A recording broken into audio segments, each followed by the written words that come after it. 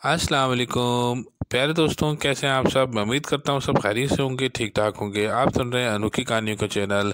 प्यारे दोस्तों, किले के बूढ़े का मैंने आपको पहला हिस्सा सुना दिया था। अब मैं आपको किले के बूढ़े का आखिरी हिस्सा सुनाऊंगा। हमें भी इंसानी खून अच्छा लगता है। कभी हमारी ख्वाहिश पूरी नहीं हुई, दूसरी चुड़ैल ने कहा। होगी ज़रूर ये ख्वाहिश तुम्हारी पूरी इस वक्त होगी जब एक से ज़ायद शिकार हाथ आ जाए। पुरस्कार बूढ़े ने कहा, ठीक है, हम आज तुम्हारी बात मान लेते हैं, मगर अपने वादे पर कायम रहना। कई ज़्यादा शिकार देख कर अपने वादे से फिर ना जाना। तीसरी चुड़ैल बोली, ऐसा हरगिज नहीं होगा, मैं कभी अपने वादे से नहीं फिरता।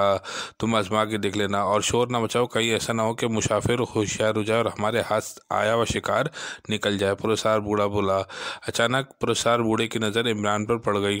अच्छा, तुमने हमारी सारी गुफ्तगू सुन ली। पुरस्कार बूढ़े ने कहा, तुम ड्रैकुला हो और लोगों का खून पीकर जीते हो। इमरान ने कहा, हाँ, मैं ड्रैकुला हूँ। मेरी ज़िंदगी के दारोमदार इंसानी खून पर है। तुम्हारी खैरियत इसी में है कि चालाकी ना दिखाओ, और वरना तुम बहुत ज़्यादा पछताओगे। पछताना दोनों सूरतों में है। इमरान ने कहा, दोनों सूरतों में मैं वो कैसे? पुरस्कार बूढ़े ने चौंक कर पूछा। चालाकी ना दिखाओ, मैं तुम मेरा खून पी जाओगे और चालाकी दिखाने पर भी मेरा खून पी जाओगे। इसलिए बेहतर है कि मैं जंग करते करते अपनी जान दे दूं। नौजवान, तुम घबराओ नहीं, मैं तुम्हारा थोड़ा थोड़ा खून पीकर अपनी प्यास बुझाऊंगा और चंद रोज़ गुजरने पर मैं तुम्हें जाने दूंगा। मुझे बेवकूफ़ मत बनाओ ड्रैकुला, मैं तुम्हारी सारी गुफ्तगू सुन ली है। तुम मेरा खून पी जाओगे और वो चुड़ैलें मेरा गोश्त खा जाएंगी। इसका मतलब तुमने हमारी वाकई सारी गुफ्तगू सुन ली। ये कहकर पुरस्कार बूढ़ा तेजी से इमरान की तरफ झपटा। वो पहली होशियार था, इसने दौड़ लगा दी। चुड़ैली भी इसके पीछे दौड़ी। दौड़ते दौड़ते अचानक इमरान को ठोकर लगी और वो धड़ाम से ज़मीन पर गिर गया। इतनी देर में पुरस्कार बूढ़ा इसके सर पर पहुंच गया और इसको सर के बालों से पकड़कर ज़मीन से उठा लिया। मुझसे बचकर कहाँ जाओगे? एक बार जो मेरे चुंगल में फंस जाए वो फिर बचकर नहीं निकल पाता। ये कहते हुए वो इमरान को घसीटते हुए अंदर ले गया। चुड़ैलियाँ इस पुरस्कार बूढ़े के इकदाम से बहुत खुश हो रही थी। इनका इनका भागा हुआ शिकार दोबारा हाथ आ गया।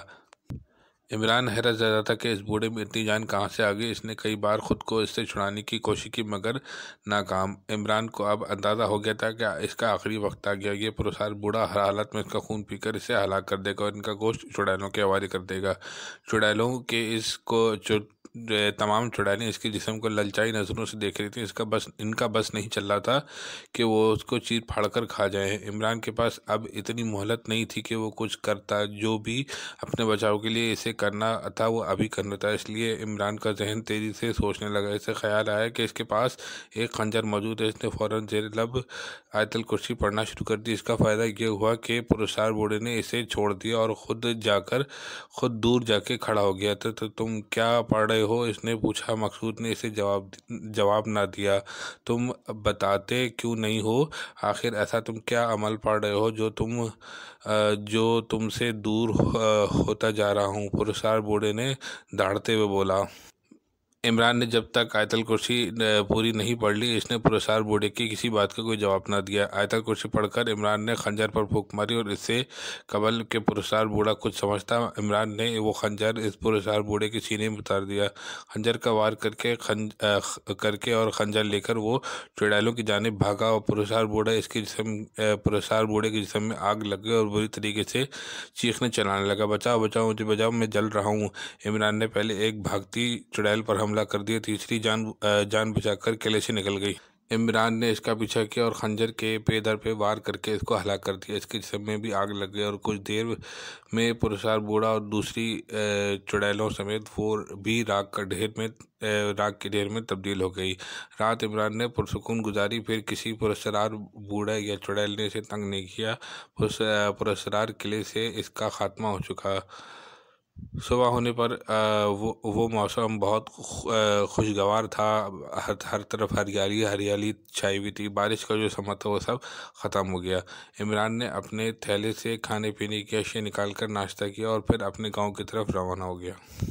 प्यारे दोस्तों, अगर आपको मेरी कहानी अच्छी लगे, कमेंट्स में अपनी राय का इज़हार कीजिए। अनोखी कहानियाँ 786 को सब्सक्राइब कीजिए और लाइक कीजिए। अस्सलाम वालेकुम।